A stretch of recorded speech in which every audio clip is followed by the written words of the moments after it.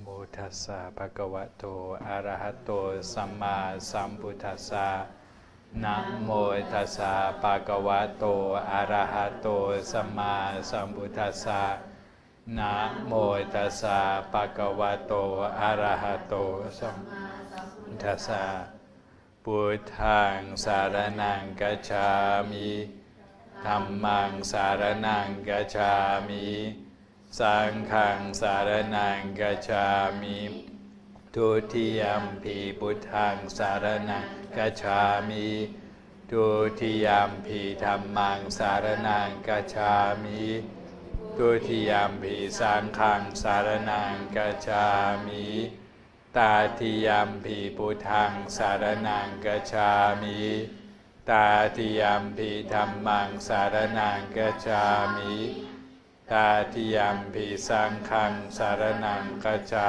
มิปานาติปาตาเวรมณีสิกขาปะทังสมาธิยามิอาทินนาทานาเวรมณีสิกขาปะทังสมาธิยามิกาเมสุมิจฉาจาราเวรมณีสิกขาปะทังสมาธิยามิมุสาวาทาเวรมณีสิกขาปะทังสมาธิยามิสุราเมรยามัจจาปมาทฐานาเวรมณีสิกขาปะทังสมาธิยามิอิมานิปัญจสิกขาปทานิสีเลนะสุขติงยันติสีเลนะโภคสัมปทาสีเลนะนิพุตติงยันติทัสมาสีลังวิโสทะเย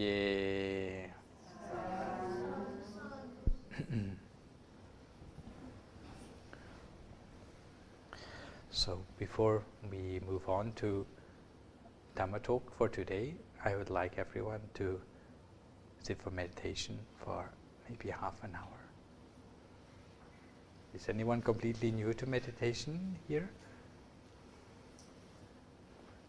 Have you meditated with me before? Yes? Yes? Sure? Yes? Not sure? Okay. Okay, so for those who are completely new, I would like to advise you to imagine a bright sun shining in the sky. Can you imagine that? Bright sun shining in the sky. Can you think of it? What color is it when you think of it? Okay. What color? No, old people, I'm not asking. Yellow, orange? Yeah? Okay. You got an answer? Got an answer yet?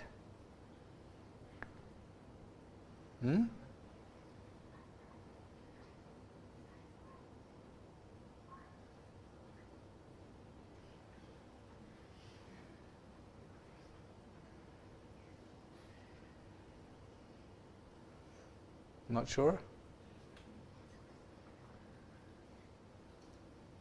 Not telling? How can I know that you can really see it then?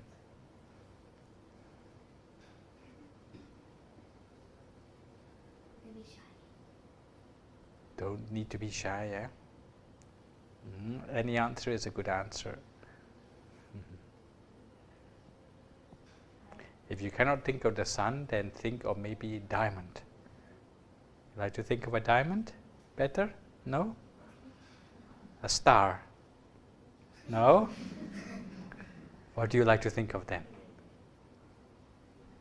Flower?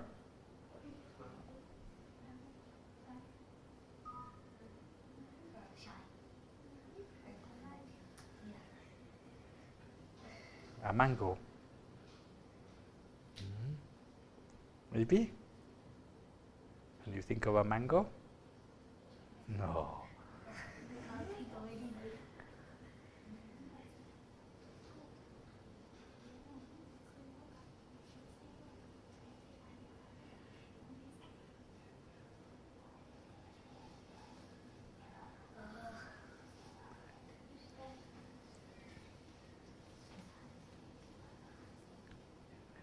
if you like to think of something, you can think of it, okay? If you don't like to think of something, I don't insist, okay? But I think you can, it's just you are too embarrassed to say. And the reason why we think of the sun when we are meditating is because if we can see the sun in our imagination, we can be sure that is where our mind is located. Because if your mind wanders somewhere else, it will disappear. So when we are meditating, we think of the sun like it is shining inside our stomach. Yeah? Not so difficult? No. But if your mind wanders somewhere else, you have to bring it back to your sun, okay? And if the sun disappears, you can think of a new one. And if you don't like to think of the sun, you can think of something else. It's up to you, okay? So we try meditating now for about half an hour, okay? Not too long? No.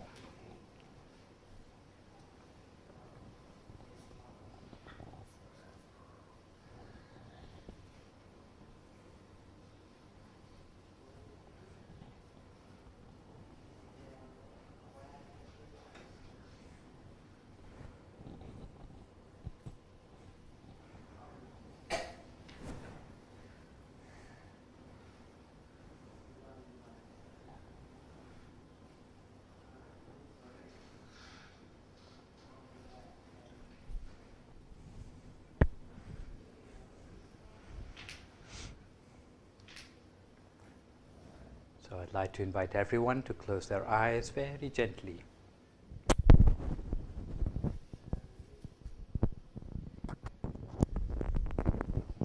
Close your eyes in just the same way you close your eyes to go to sleep.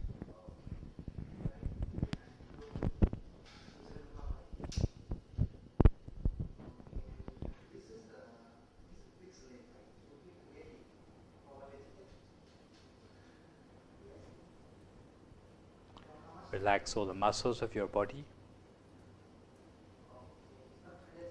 and make sure that your breathing and your circulation are relaxed and unimpeded.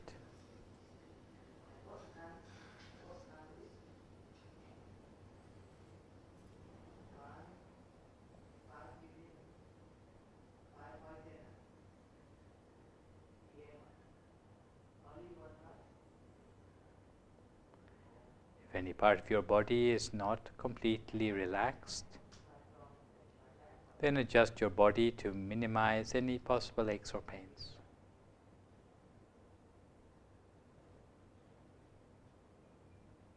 Try to find a position for yourself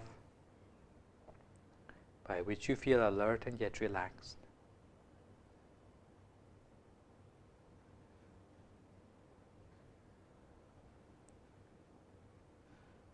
Although our meditation is mostly about relaxing our mind, we must spend a few moments to relax our body first. Because if our body is not relaxed, it's going to be difficult for our mind to relax. So we start by relaxing the muscles of our forehead, our eyebrows and eyelids, making sure our eyes are only very gently closed.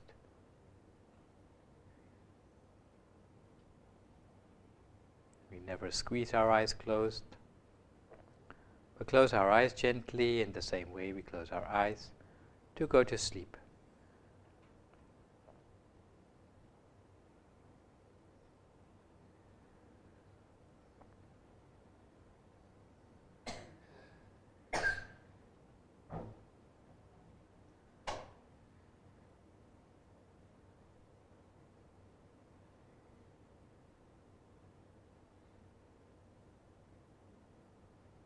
We relax the muscles of our face, our neck. We relax both shoulders, both arms, down to the tips of our fingers.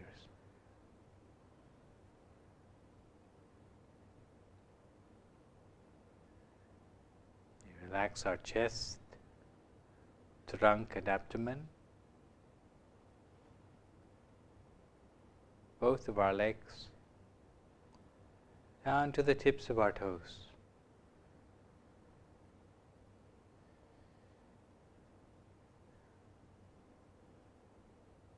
So that all the way from the top of our head to the tips of our toes, there's no part of our body with any stress or tension anymore.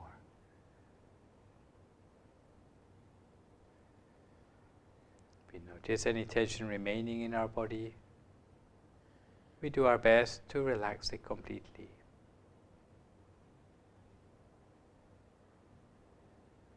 As if our body melted away into the atmosphere around us. As if we had forgotten about our body completely.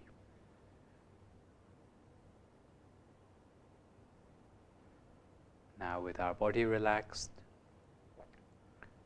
we also take a few moments to relax our mind. The easiest way to relax the mind is just to forget for a few moments about all the worries, all the things on our mind in our everyday life. Thoughts of work, friends, family, school. Thoughts of the future and the past. We put all of these thoughts on one side for the moment. Just like we cleared up all the documents on our office desk, put them away in the drawer, and locked it with a key. In the same way, we empty our mind completely of any thoughts. Instead, we make our mind light, radiant, spacious and refreshed.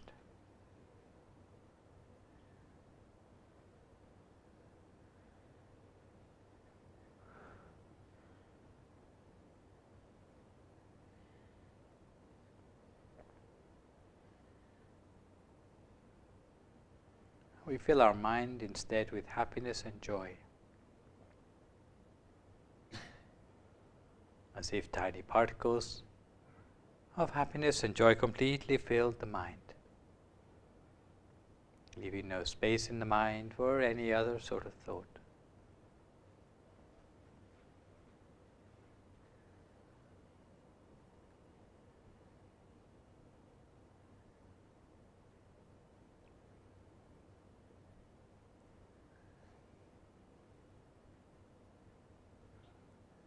When we feel relaxed, both in body and in mind, very gently, using no effort at all,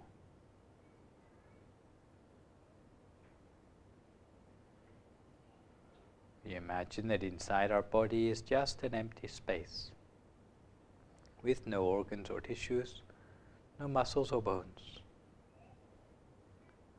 just a hollow space inside ourselves.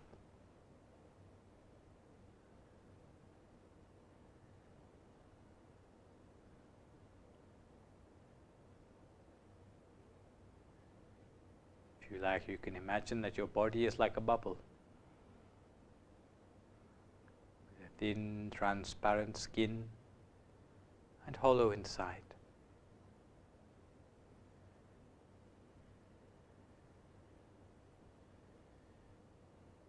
With no organs or tissues, no muscles or bones.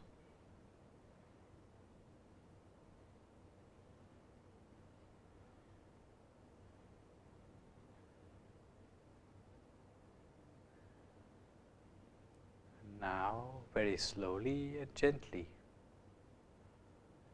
at a point in the middle of our body, we remember the image of the bright, shining sun, which we saw a few moments ago. Maybe yellow or white in color, red or gold, it doesn't matter. If you can't think of the sun, then think of any other round, bright object which you find easiest to imagine. And imagine that object as continuously as you can, for as long as you can, with a very gentle attention. I cannot emphasize how important the word gentle is, because many people use too much force when they come to meditate. They think that if they stare or if they use force on their meditation, it's going to help them to get results. But in fact, it only stops the meditation from progressing. Therefore, be very gentle, be very light in the way you place your mind in the center.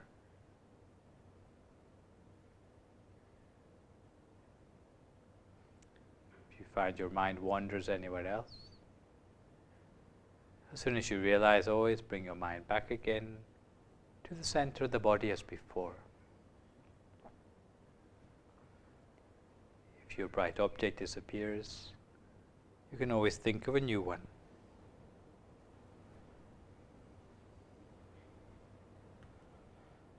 If the object changes in size, shape, color, or form, simply observe at its center. Observe always at the brightest spot in the center of the object. And before long you start to find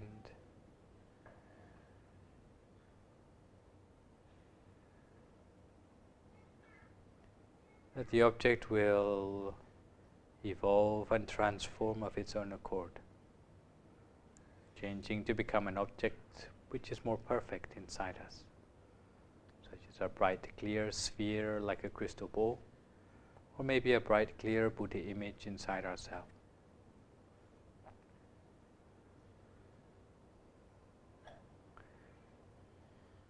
In the beginning, for those who are not used to meditation, the mind will wander a lot. The sounds around us, sensations in our body, or thoughts in our head. But our job as a meditator, if our mind should wander, so is to bring our mind back again to the center each and every time. However many times it takes for our mind to settle in the center.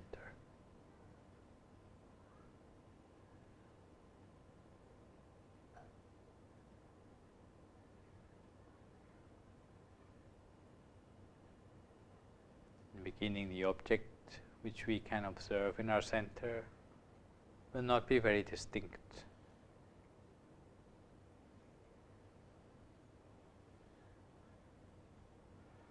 It may seem lifeless, or maybe as if it's flat and dull,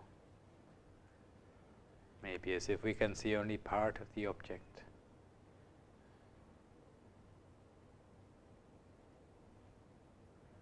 Later, as our mind becomes more settled in the center, the object will become more lifelike.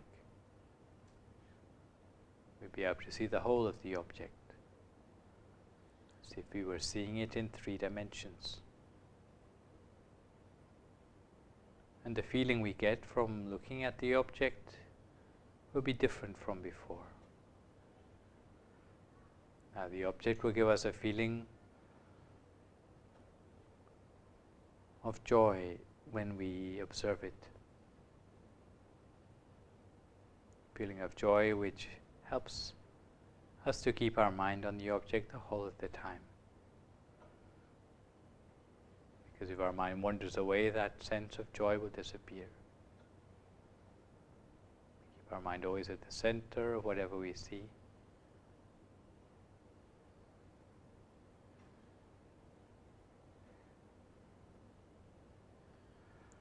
What we find is that the object will become gradually clearer,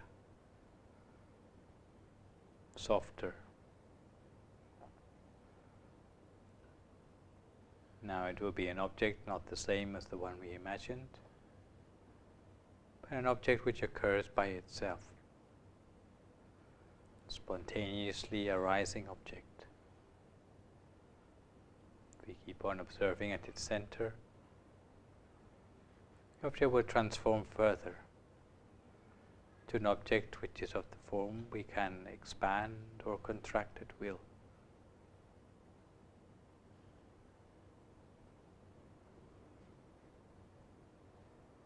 Till eventually it will become an object which is so clear and bright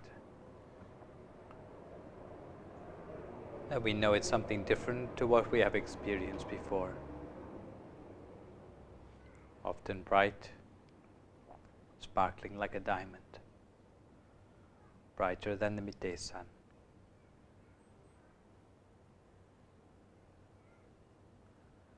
Giving a sense of expansion in the mind, whereby we see that this point in the center is no longer a point, but it's the beginning of a pathway. Pathway like a bright tunnel which seems to lead ever downwards inside us.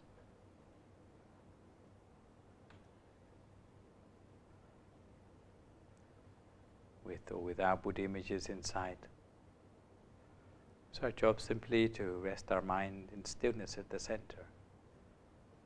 And as soon as our mind is sufficiently subtle, the mind will go deeper inside. Deeper to draw upon the knowledge of all the Buddhas inside us.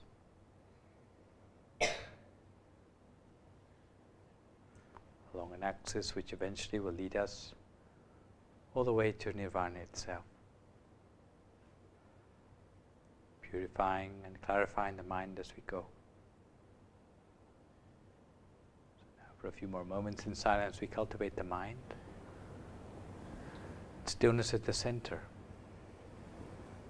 With or without a bright object, or simply observing what is already there to be seen. Each their own practice now in silence until we come to the appropriate time.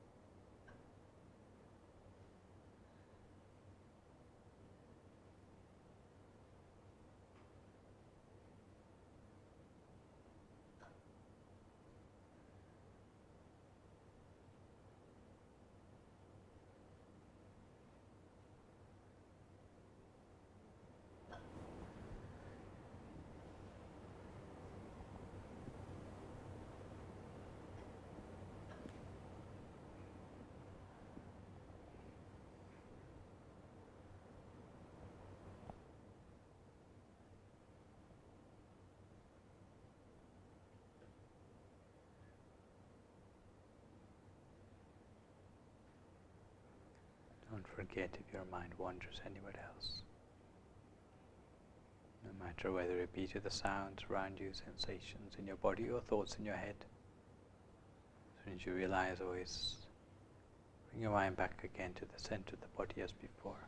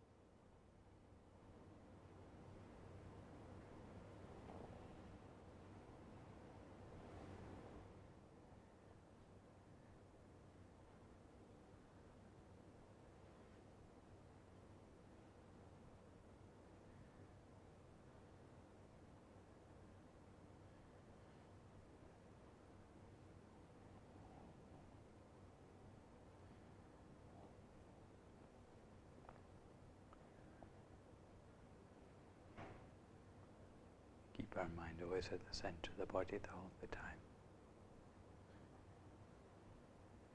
The center of whatever inner experience we have attained for ourselves. Whether it be a feeling of stillness inside, brightness inside,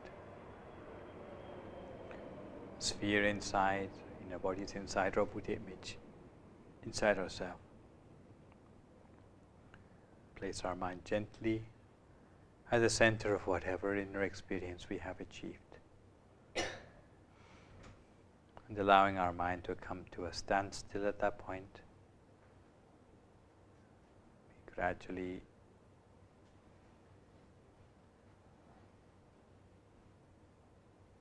make a wish at our center at all the merit coming to us from our taking the 5 precepts, from performing Buddha Puja, and from our meditation to straighten out our views, calm our mind.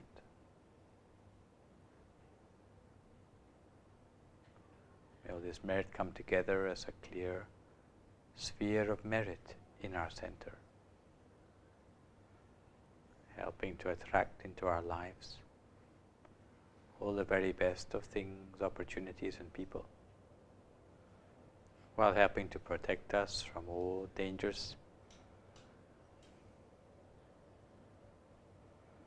leading us to success in our lives, whether it be family or business, giving us the encouragement we need to do goodness throughout our lives, whether it be studying hard as a child, working hard as an adult, educating our family to know the difference between good and evil,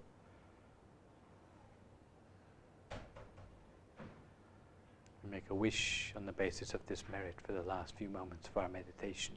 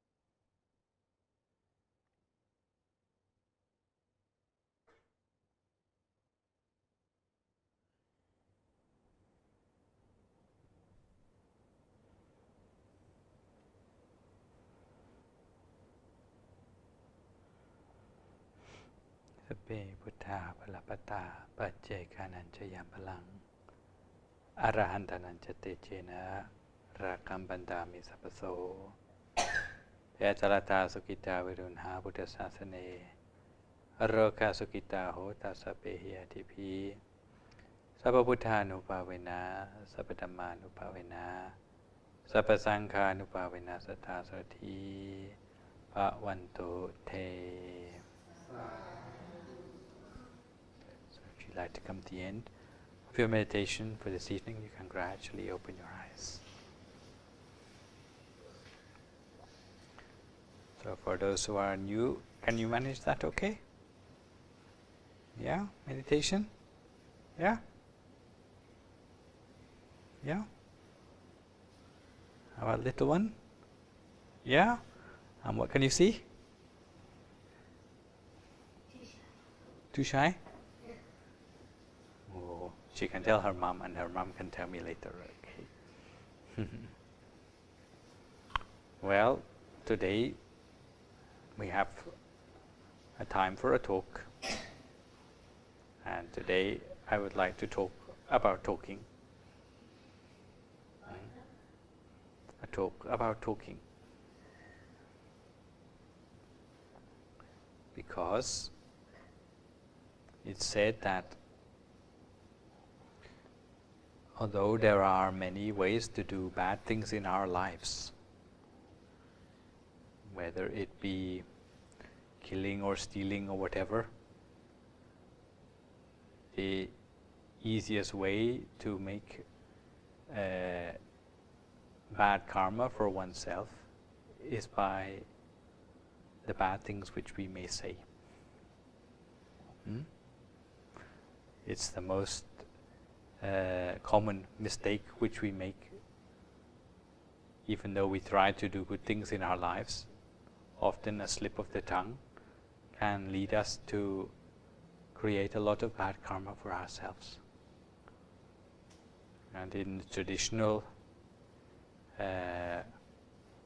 words of the Thai people, they said, when we are born we have 2 eyes, 2 nostrils, 2 ears, but why should we only have 1 mouth?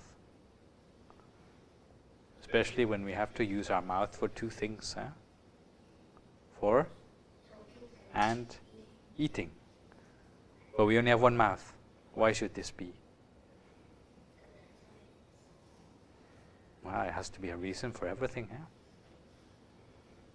And it said that it's because we are not supposed to talk too much, Especially not when we're eating. But it's true that most people don't think very hard about the things which they say. And although it may seem trivial, and although it may seem that the words we say cannot do much harm to anybody, but in fact nothing destroys a person's morale more than a few badly spoken words, right?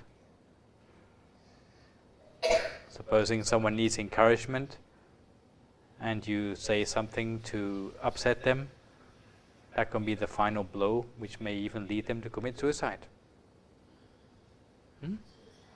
Just by a few words, it may cause a death. So what we say is very important, for sure. But if you ask most people how they decide what to say or what not to say, most people don't have much idea. Most people just say what is the easiest to say. Most people just say what is convenient to say. They don't think about what is really going to be good or bad as a result of the things which they say.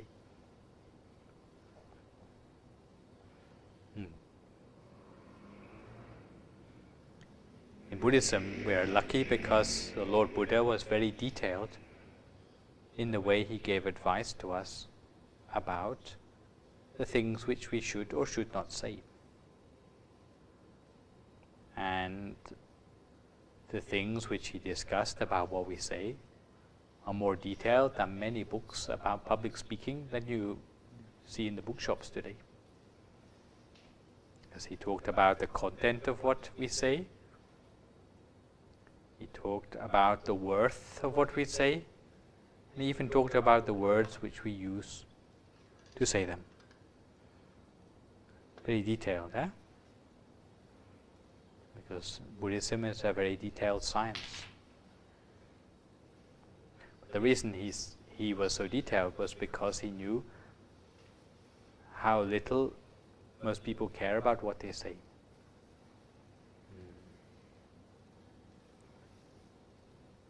From the 4th precept, we know very well that what we should say should not be a lie, right? But sometimes just for something to be true doesn't mean that you should say it.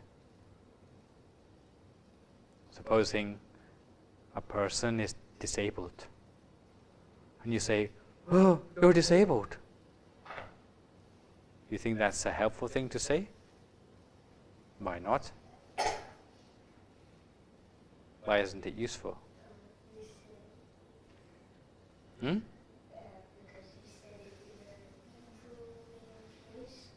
Yes, that's true. And why more?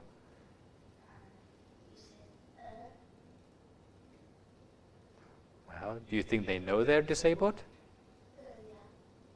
So, does you saying it help them to know anything new? No. So, it's not useful, is it?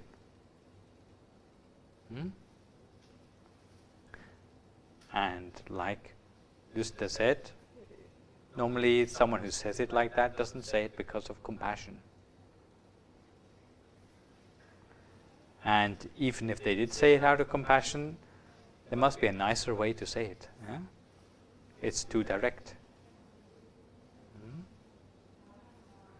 And it may come at a time when that person is not ready to hear it. In English we say it's stating the obvious. If something is obvious, you don't need to talk about it. And this is why for many countries where we have majority of Buddhists living, you find that many people don't say very much. They don't express an opinion so much. And some people might say, well, this shows that Buddhists are not very clever. Because if you're clever, then you must have lots of opinions about everything. But in fact, it's not true. Because Buddhists think carefully before they say things. And if they decide that it's not worth saying, then they keep their silence. And we have something in Buddhism which we call noble silence. Especially on things which are not worth discussing. So, what did the Buddha recommend about the things which we should say? If you like, you can call it 5-star speech. You heard of 5-star hotel? Yeah? Is it good? It's all right. If there's jet stars, then there's 7 stars, then it's better, Normally, if you go in a 5-star hotel, if it's too expensive, then you say, well, maybe I go to 3-star hotel, or maybe 1-star hotel, or maybe a hotel with no stars. Save some money. But for speech, the Buddha said that only 5-star speech will do. Any less than 5 stars, you shouldn't say it at all. So what do we mean by our 5 stars? What should be the first consideration for whether you say something or not? Well, 4th precept says, don't lie, so what you say must be true.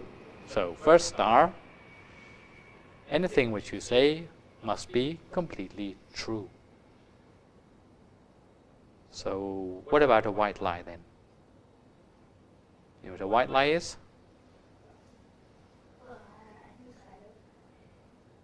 What's a white lie? Who can give an example of a white lie?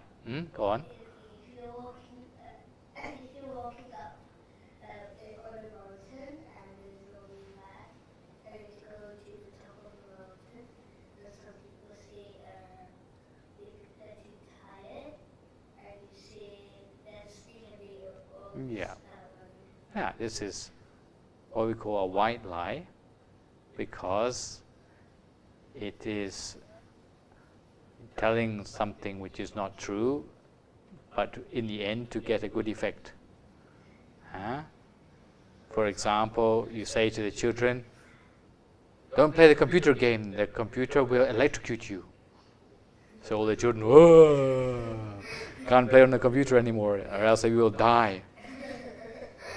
And this is very convenient for the parents, because all the children are so scared that they don't play the computer games anymore, and the house is very peaceful. It's not true, but the parents say this because it's a convenient way to get the children to behave. It's called a white lie. Sometimes people are in the hospital, they are dying of cancer. And the relatives think they are doing them a favor. They say, oh, you're sure to get better in a week or two.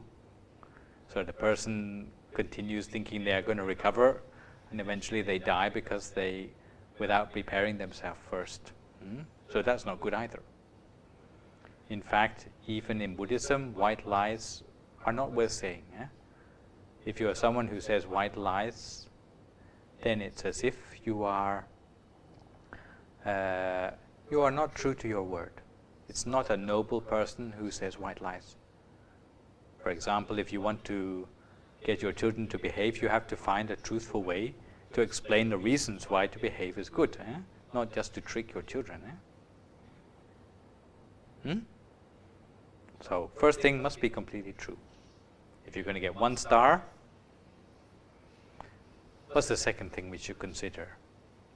Just now we had the story where we were telling them the obvious. For example, supposing in a town, a man is a gangster, and everyone knows that this man is a gangster. So someone comes along and they say, oh, he's a gangster. And everyone says, well, everyone knows that. So there's no point in saying it. It's true, but there's no point in saying it, because everyone knew it anyway. It's a waste of breath to say it. A person who is truly skilled in speaking, they will say only things which are of benefit. If it's not of benefit, even though it may be true, then they don't waste their time to say it.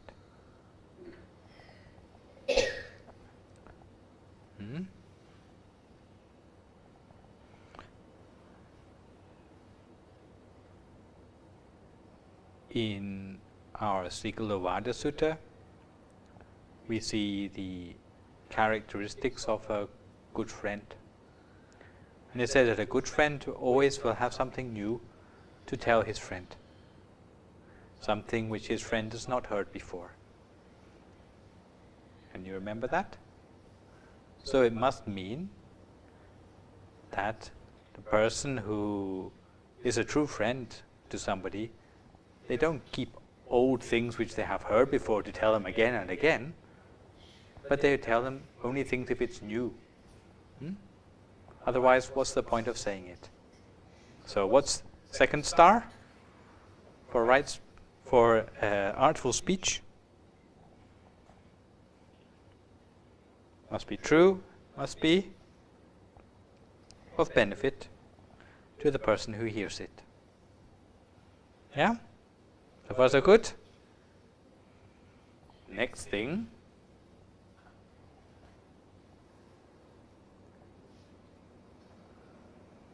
The way you say it and what you say must be said out of compassion for the person who hears it. What does compassion mean? Can you give an example of compassion? For example, if you see a dog with his foot trapped in a fence, if you have compassion, what would you do? You help the dog to get free from the trap. So if you see that someone is suffering, then you say something to help to reduce their suffering. This is what we mean by compassion. So normally, if you say something, it should be something which helps that person to overcome suffering or helps that person to have more happiness. This is what we mean by saying something out of compassion. So if you say something, even though it may be true, even though it may be of benefit, but it's not said with the intention of compassion, then better not say it. very good example of this is the sort of thing which people say when they are angry. If you are angry, do you have compassion in your mind? No. And what sort of things do people normally say when they are angry? Hateful things, yeah. Even though those things may be true, maybe they may be things which are of benefit, but if they say it with an angry mind, normally it comes out all wrong, and it ends up hurting the people who hear it. Sometimes because the way they say it is not a very polite way of saying it. So what does this teach us? If you are ever angry, better keep your mouth shut until you are in a better temper, and then it's better to say it. Because when you're angry, you don't have any compassion left in your mind. Some things which people say out of compassion, sometimes the person doesn't want to hear them. Especially if it's advice or criticism, sometimes it's said out of compassion because you feel sorry for the person that they keep making this mistake again and again. Sometimes when you mention it to them, they may not be happy. They don't want to admit that they are making a mistake. But as a Buddhist, sometimes it's not easy to say these things. But yet, out of compassion, we have to say it, so that that person may have the chance to improve themselves. For example, sometimes a person has got some food on their face, and they cannot see it. If you didn't love that person, maybe you say, oh, it's funny that everyone will tease him, I just leave him to his stupidity. Is that compassionate? No. But if you say, excuse me, you have egg on your face, then you're saying it out of compassion. Right? So that's something useful to say. It saves that person from embarrassment. Good example? So how many stars so far? 3. So what are the 3? True, benefit, on the basis of compassion. So how are we going to get our 4th star? Well, there are many ways of saying the same thing. Supposing you want someone to help you, you might say to them, excuse me, would you be ever so kind to stand up and come over here and give me a hand? And that would be a nice, flowery way of telling a person to help you. If you are not so flowery in your language, you say, get off your backside. It has the same effect. The person will get up. But is the feeling the same? No. Which one is better? First one. Would you kindly? It's just like when you are giving something to somebody, you can present it to them, or you can throw it at them. They get the stuff just the same, but the feeling is different. And with words, it's just the same.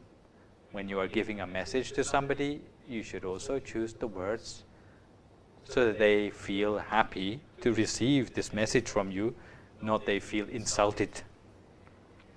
Some rude words, insulting words, direct words, even some slang.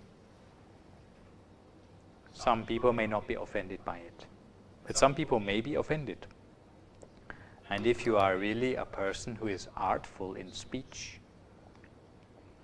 you should be someone who never speaks words which are not eloquent. A good speaker is someone who knows how to present something in a way which is going to be nice to hear. You can think of a nurse in a hospital who is trying to persuade a patient who is ill to try to eat their dinner.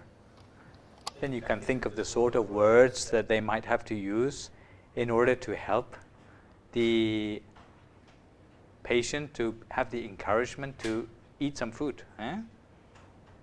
So to use a polite manner of saying something, this is very important. So 4th star is must be endearing words or endearing language. So true, benefit, compassion, endearing words. One last thing. You have to choose the right time to say some things. For example, supposing someone has made a mistake and you are the boss, and you embarrass the person in front of all their friends by pointing out this mistake. Not only will they not want to admit their mistake, they will hate you for your advice as well.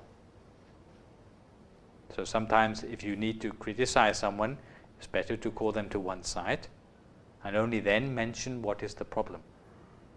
Because it's their personal problem for them to deal with. It's not for them to deal with a second problem of being teased by all their other friends about it. There was one wife, and she didn't know the secret of this 5th star. And she had a problem with her husband, because every night her husband went drinking. So she thought, well, it would be very true if I told my husband he is drinking too much. And it's also of benefit if I tell my husband he is drinking too much, because then he will drink less. And it's also compassion that I will tell my dear husband that he should stop drinking because it will help him to live for longer. And also, I am going to tell him in a very endearing way, in a way which he will be very pleased to hear what I have to say to him. So thinking this, the wife went down to the bar where her husband was sitting surrounded by all his drinking friends, and they were all drinking their beer around the table. And she said, "Oh, my dear husband, I have something very important to tell to you. Something I have been thinking about for many, many years, and I'd like to say that you are being a terrible husband and you drink too much beer." Do you think this is a sensible thing to say? What do you think will happen to her? Maybe she will have a beer bottle over her head. Why? Because she forgot the 5th star, which is the right time to say things. In Thai we call it Kala Thesa. Sometimes you have to choose the right time to say something. When would be the right time to say this to the husband? Yes, maybe when he's not drunk as well. Yeah, you see the importance of it? Some things, they don't matter, but especially in the world of Dhamma, where we must point out some things to people which sometimes is not easy for them to accept. When we are pointing out people's faults or their weaknesses so that they may correct it in the future. What we call pointing out treasure to people. Sometimes you have to check first of all before you say it whether you get full 5 stars or not. Because if you have only 4 stars, maybe you get a beer bottle over your head. Some things you must keep to yourself. Those who are artful in speech, sometimes they must wait for many years to say something to somebody which is important. Because they must wait for the right time to say it. Especially to criticize people, it's very necessary. Because sometimes we don't know our own faults. For the person who has food on their face, they don't know it. They must rely on other people to point out their faults to them. Not just for food on their face, but for many other faults which are maybe much more difficult to see than that. We must rely on what we call the good friend to help to point out our weaknesses. But even 5-star speech is not enough when you come to point out a person's faults. There are some other things which you must take into account as well when you are pointing out faults to people. If you are a manager, this is very important, because if your staff are not working properly, then you must criticize them. Otherwise, they are going to make a loss for your company, right? You cannot just let them continue to make mistakes. So you must find a way to tell them what is right or wrong. So there are 2 extra things which you shouldn't forget if ever you must criticize somebody. First one is, when you say something to somebody which is to criticize them, you must show that you have compassion by smiling when you say it, so that they know that you are not finding fault with them, but you are telling it to them out of compassion. Yeah? But sometimes we forget, because we think this is a very serious matter. And when you put on that serious face, they think that you are trying to find fault with them, or they're trying to make an argument with them. But really, we are trying to help them. So if we are trying to help them, we must smile first. Make sure you have a smile on your face, and then you can gradually point out the fault to them. Second thing is, most people like to be complimented. Most people like it if someone comes along and says, "Congratulations, you've done this really well." When you hear "really well," they feel suddenly their heart becomes very light. And this is a good time to point out their fault. "You've done this really well, but there's just one teeny little point which I have to point out, which maybe you wouldn't mind making a few changes." Then they are willing to accept it from you. So normally, as a tactics, if you have to criticize someone, you have to find something to compliment them on first, and only then can you point out their weakness. It's not supposed to be like a judo player who lifts up someone before he drops them on the floor. But it's because everyone has a human nature, okay? No one likes to be criticized, but people like to be praised. But there's a word of warning that you should try to find something genuine to praise them for. Don't just make up something which they can see through right away. "Hey, what a great pair of shoes, but oh, you really made a mess of work today." You have to be something which goes together, okay? And one last thing about criticism is, supposing a person makes 10 mistakes in a day, are you going to criticize them 10 times? If you criticize a person for 10 things in the same day, maybe they won't dare to come back to work anymore.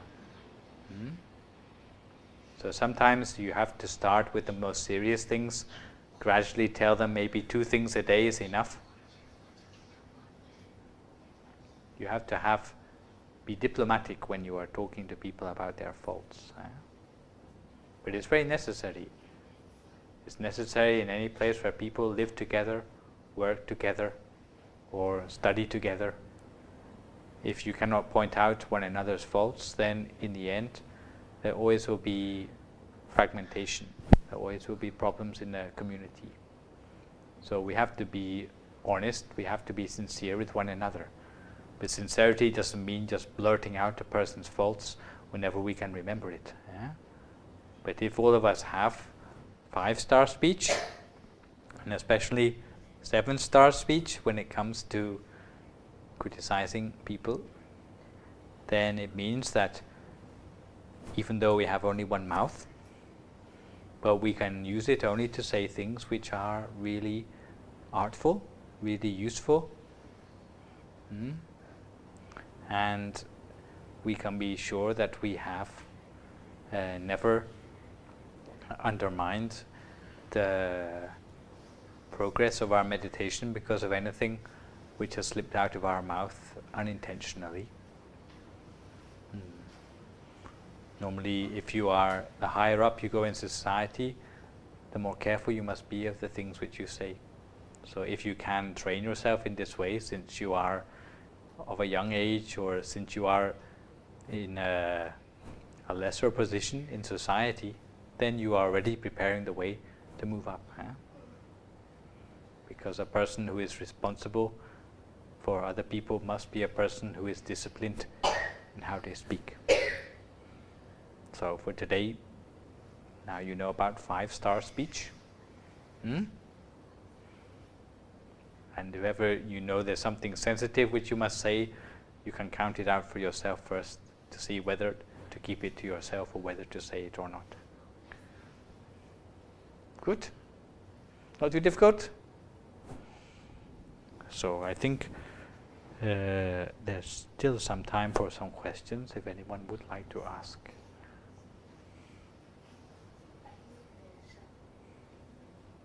No one dares to say anything anymore. I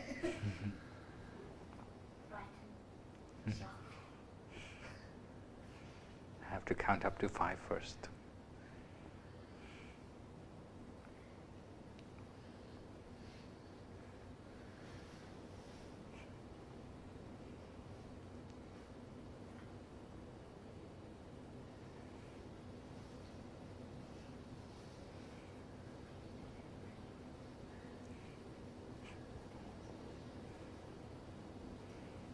If you can't think of it, tomorrow is too late. Already fly away to somewhere else.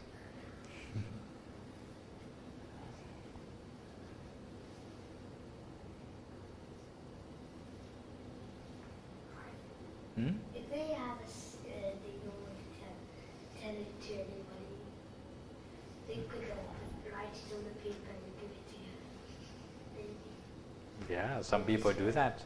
Especially some criticism which they cannot bear to tell you to your face. Sometimes they type it on the typewriter with no signature and put it on the bed of the person or on their desk,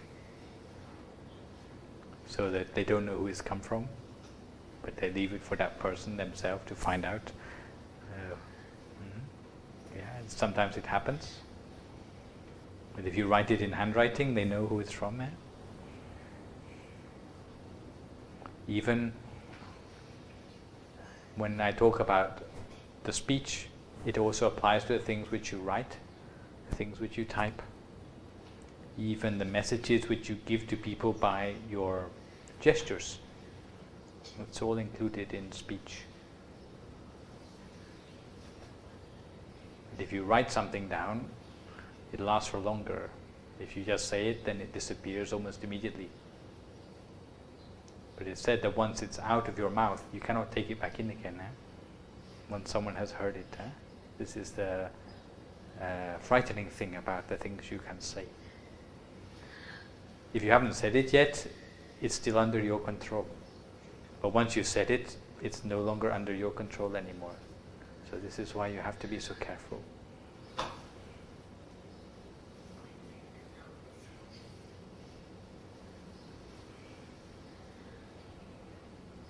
But also I think we can categorize that is used, even though it's true, maybe not useful, maybe not interesting.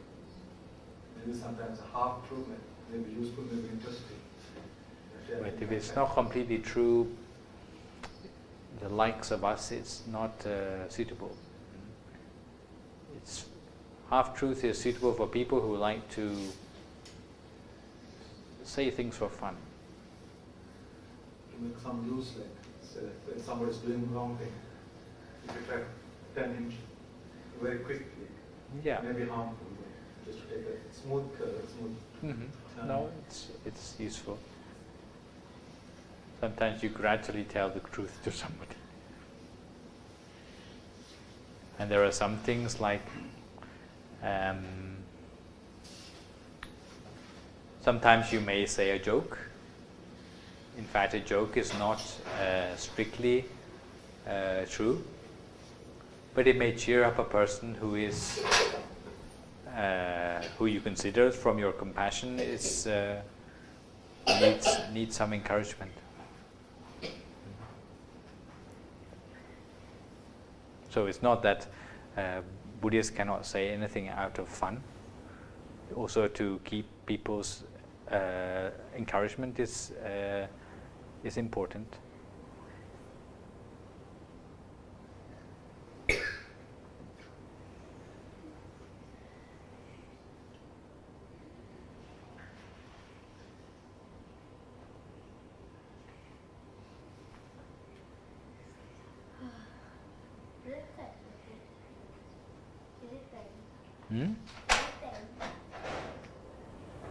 Is it the end? Well, it's nearly the end.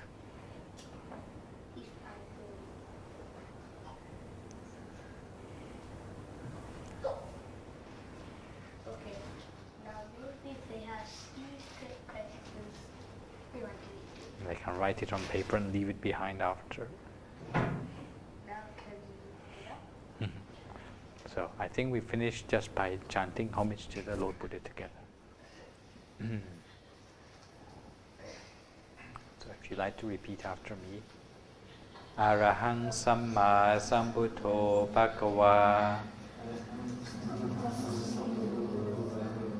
Buddhang Bhagavantang Abhivademi. Bow. Sawakato Bhagavata Dhammo Dhammang Namasami. Bow. Supatipanno Bhagavato Sāvaka Saṅkho Saṅkhang Namami. Bow.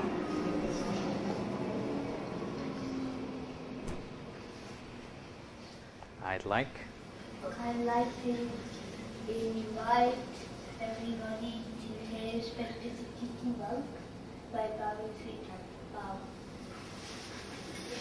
Bow. Bow. Satu.